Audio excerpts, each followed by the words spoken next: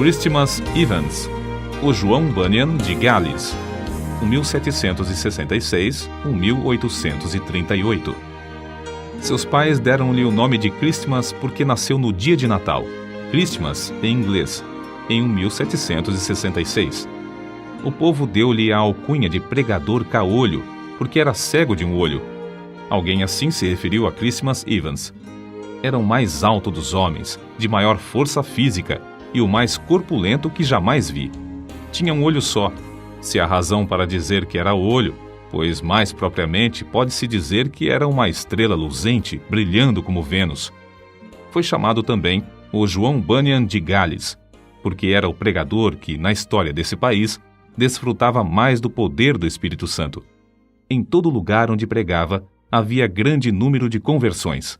Seu dom de pregar era tão extraordinário que, com toda a facilidade, podia levar um auditório de 15 a 20 mil pessoas, de temperamentos e sentimentos vários, a ouvi-lo com a mais profunda atenção.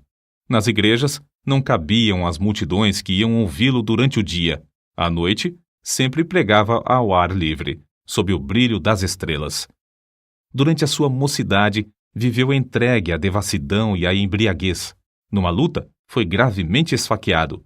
Outra vez, foi tirado das águas como morto, e ainda doutra vez, caiu de uma árvore sobre uma faca. Nas contendas era sempre o campeão, até que, por fim, numa briga, seus companheiros cegaram-lhe um olho. Deus, contudo, fora misericordioso durante esse período, guardando-o com vida para, mais tarde, fazê-lo útil no seu serviço.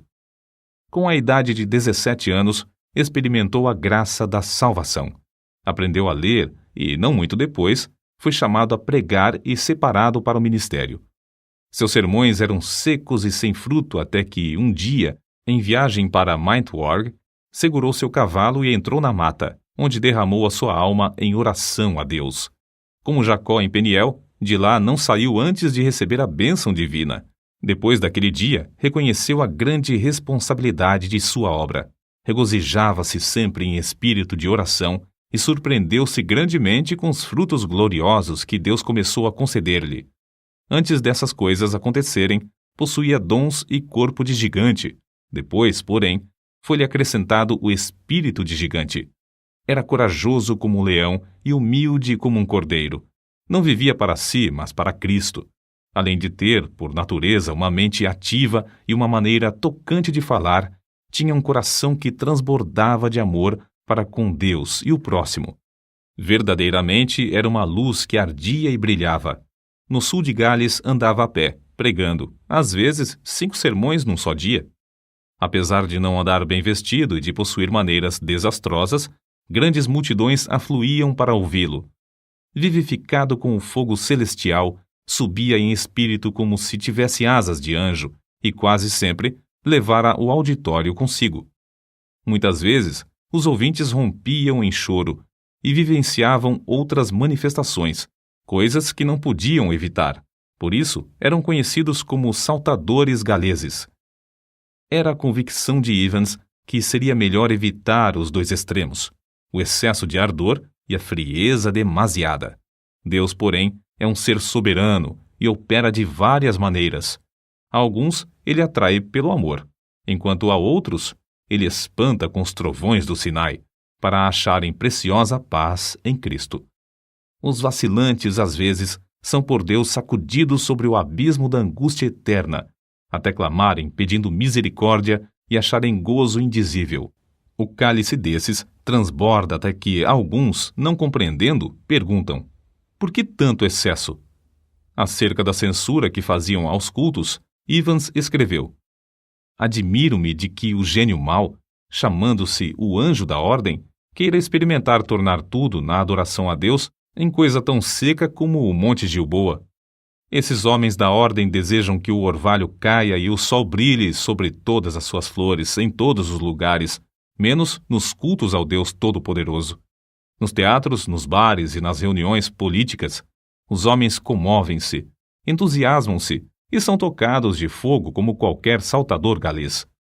Mas, segundo eles desejam, não deve haver coisa alguma que dê vida e entusiasmo à religião. Irmãos, meditai nisto. Tendes razão ou estáis errados? Conta-se que, em certo lugar, havia 3 pregadores para falar, sendo Evans o último. Era um dia de muito calor. Os primeiros 2 sermões foram muito longos, de forma que todos os ouvintes ficaram indiferentes e quase exaustos.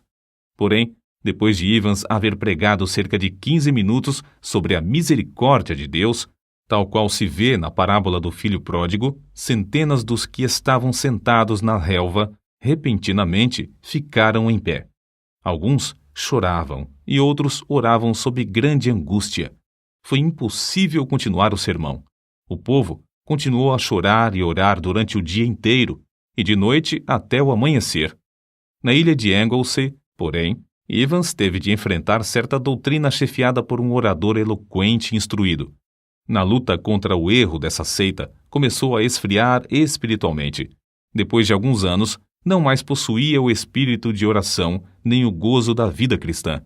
Mas ele mesmo descreveu como buscou e recebeu de novo a unção do poder divino, que fez a sua alma abrasar-se ainda mais do que antes.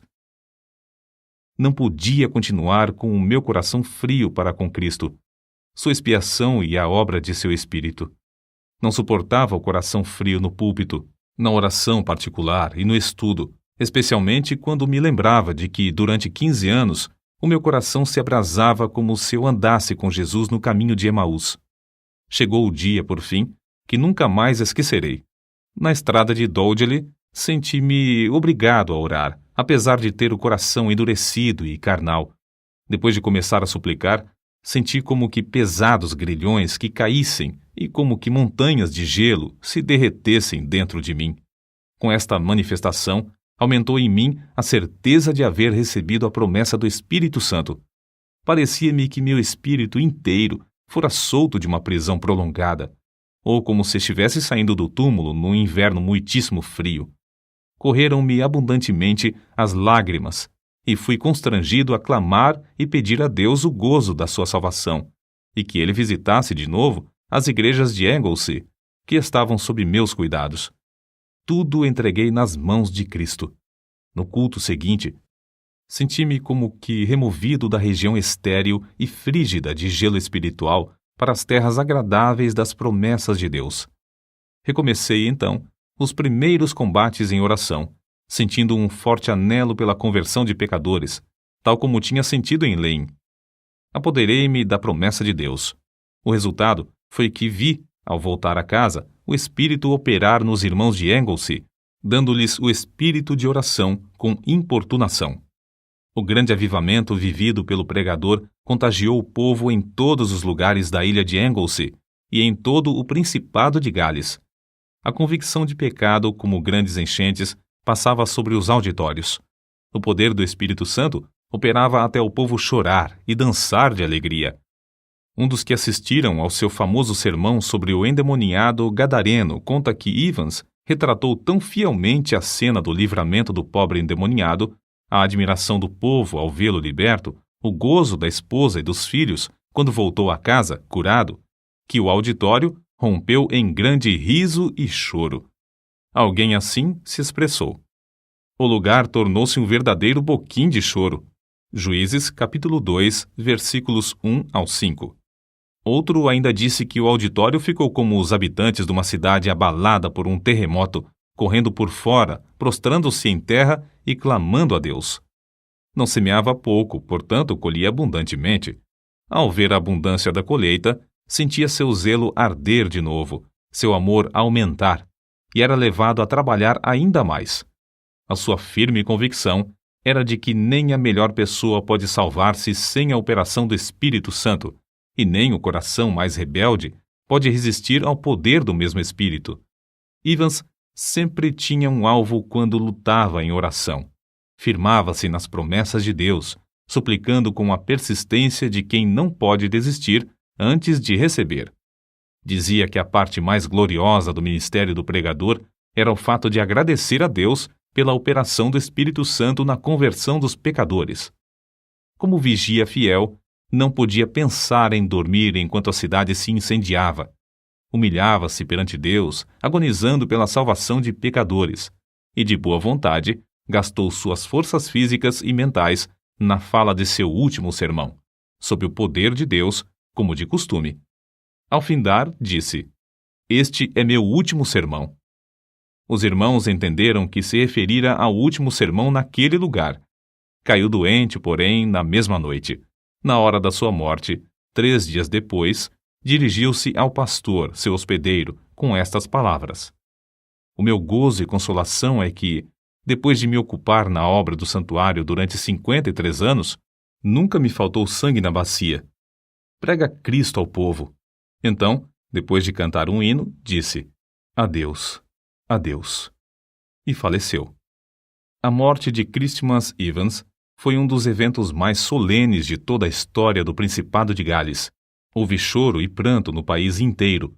O fogo do Espírito Santo fez os sermões desse servo de Deus abrasar de tal forma os corações que o povo da sua geração não podia ouvir pronunciar o nome de Christmas Evans sem ter uma lembrança vívida do filho de Maria na manjedoura de Belém, do seu batismo no Jordão, do jardim do Getsêmani, do tribunal de Pilatos, da coroa de espinhos, do Monte Calvário, do Filho de Deus imolado no altar, e do fogo santo que consumia todos os holocaustos, desde os dias de Abel até o dia memorável em que esse fogo foi apagado pelo sangue do Cordeiro de Deus.